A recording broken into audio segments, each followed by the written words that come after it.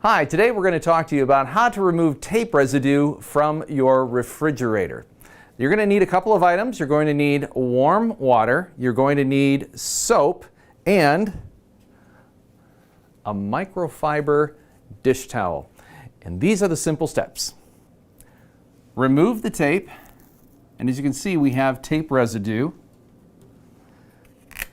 You're going to take some soap and work it into the residue. After a while, go back and see if you can feel any of the tape residue still adhering to your refrigerator. Massage it around some more. You're going to take your microfiber cloth and get it damp with warm water.